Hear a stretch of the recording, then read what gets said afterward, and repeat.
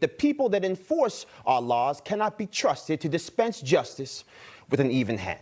And last week, with the sentencing of former FBI attorney Kevin Clinesmith for his role in the Russia collusion delusion, we received a haunting reminder that our system of laws is often untethered from the justice it is supposed to secure.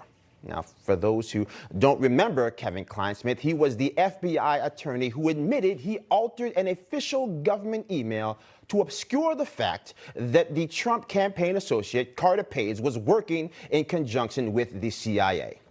Now, while Clinesmith maintains he believed this was true at the time and the judge believed his unbelievable excuse, this lie led directly to another extension of the FISA warrant to investigate the presidential campaign of Donald J. Trump.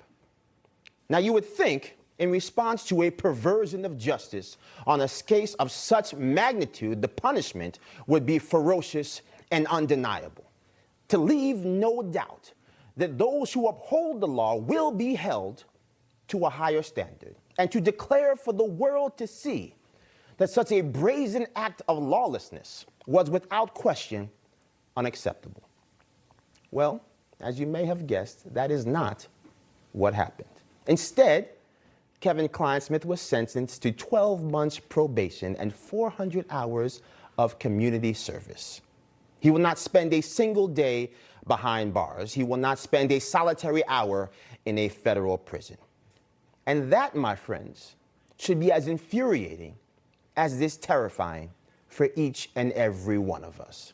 Because if our justice system lacks the safeguards necessary to preserve the integrity of an investigation into a campaign for president of these United States, how in the world can 350+ million Americans believe they can depend on that very system to protect their God-given rights? Now, the FBI is clearly the preeminent body of law enforcement in the land. It is filled with hard-working, dedicated public servants, many of whom risk their life every single day in the name of American justice. In this past week alone, we witnessed two of those brave public servants make the ultimate sacrifice for their country.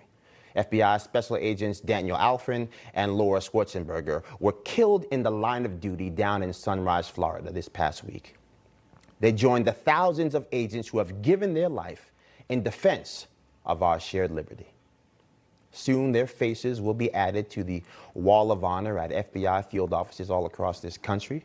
And of course, their families will be given the flag that drapes their coffins in the name of a grateful nation. But these symbols of gratitude mean nothing if we fail to demonstrate that the institution they served embodies the integrity worthy of their sacrifice. The decision to let Kevin Clinesmith walk away effectively unscathed sends a wretched message that fidelity to truth in our system of justice is optional. And the virtual silence of the media in the face of this betrayal of the rule of law makes it clear that their unceasing calls for truth and justice is situational. Now, to be clear, lying to the FBI is a crime. It's part of the reason why the FBI has a conviction rate north of 93%. Because we have made a determination as a nation that obstructing the pursuit of truth is just as detrimental as the crime itself. Now, what standing does society have to hold the common man and the common woman to such a standard if we refuse to demand that those who hold the reins of justice conduct themselves within the bounds of that very law? Kevin Clinesmith is like the dirty cop who plants the bag of drugs in a car during a routine traffic stop. He is the prosecutor that buries exonerating evidence in a dust-filled cabinet and lets an innocent person rot behind bars for crimes they did not commit. He has defiled the service of every single man and woman ever handed an FBI badge, and he has denigrated the sacrifice of every member of law enforcement who has given what Abraham Lincoln called the last full measure of devotion. He deserved to be punished to the fullest extent possible under the law, not just because of the egregious nature of his transgression, but because this moment in the story that is America demanded robust accountability, not just for those who run the institutions, but for the institutions themselves. At a time when more than 40% of all American voters do not trust our electoral outcomes, if we cannot demonstrate unequivocally that the rule of law is sacrosanct and those that tamper with the veracity of our institutions are unwelcome pariahs to a society built on our shared responsibilities, the vehicles designed to facilitate a functioning society become the chief tool in our society's demise. And an attorney empowered with the full authority of that FBI and emboldened with the knowledge that nobody cares whether he or she breaks the law is not just a rogue actor. They are confirmation that the Department of Justice is a safe haven for injustice. So this is bigger than Donald Trump. This is bigger than one solitary white-collar criminal being treated like they robbed your local CBS.